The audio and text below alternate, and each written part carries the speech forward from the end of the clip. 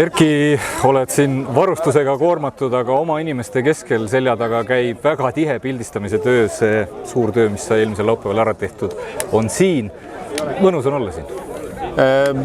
Peab tunnistama, et tõesti väga äge atmosfäär juba karikamängust alates ja täna siia päris nagu korralik tulemus. Võib-olla eks peatreener teab paremini, aga võib-olla päris teise poole ja mängupildiga rahule jääda ehk ei saa, et Tammeka oli mängus sees ikka päris pikalt kuni meie teise väravani. See tänane mäng tegelikult ütleme tervikuna. Lõpu me lahendasime ära lihtsalt puhtalt tahtejõu pealt ja natukene individuaalse klassi pealt, aga see tänane mäng oli klassikaline mingisuguse tiitli järgne mäng, kus on natukene rabedust, natukene väsimust, natukene segu kõigest. Ja tuleb nõustuda, kindlasti on varasematel aastatel ka selliseid mänge täheldatud, mitte siis just meie poolt, aga kindlasti peale mingisugust suuremat võitu on pingelangus ja nii ka meil, et võib olla, et mängupilt mingil määral võis täna ka sinna taha jääda ja samal ajal ka eks ju mingid mõtted olid peatreeneril ka kindlasti juba laupäevasel mängul või pühapäevasel Kalju vastas.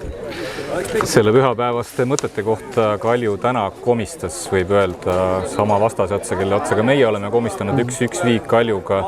See tähendab Kuressaarega. Kuressaarega ja see tähendab seda, et pärast tänast meie võitu, kui me võidame Kaljut, läheme koondise pausile Kaljust tabelis eespool. Kas treenerid mõtlevad ka selle peale või ei lasta neid mõtteid üldse endale pähe? Ma oskan ainult isiklikult vastata, eks võib-olla pessimistina ma ütlen, et võib-olla Flora ja Levadiaga on praegu juba vahe nagu ebareaalselt suur, aga eks see Kalju on mõtetes meil mõlgub, aga tabelisse ma pean ausalt tunnistama sellisel määral nagu ei vaata. Et jah, tabelisse hakkame vaatama siis, kui pühapäeval Kalju mäng läbi on ja siis saame juba täpsemad vastused seal. Ei olegi mõtet tabelisse vaadata, hooaeg on jõudnud poole peale ja tuleb tõdeda, et meil liiguvad asjad tervikuna õiges suunas ikkagi. No, annaks jumal. Aitüma, Erki. Aitäh. Kevor, täna värav. Karika finaalis eile õhtuse Sokkerneti podcasti ajakirjanikud tunnistasid su Paidet parimaks. Hea hoog on sees Palumetsa poisil? No praegu on hea hoog, et tunnen, et fitness on hea ja vorm on hea. Et seda, et mind valiti parimaks, seda ma ei teadnud, et ma ikkagi usun, et terve tiim oli see mäng, et seal ei saanud kindlalt ühte välja tuua. Tänane mäng tuli natukene raskelt, aga seda vist võis natuke oodata pärast sellist emotsioonide tulva, nagu laupäeval oli. Tõesti, tuli raskelt siuke edasi-tagasi jalgpall, mõlemal hästi palju momente.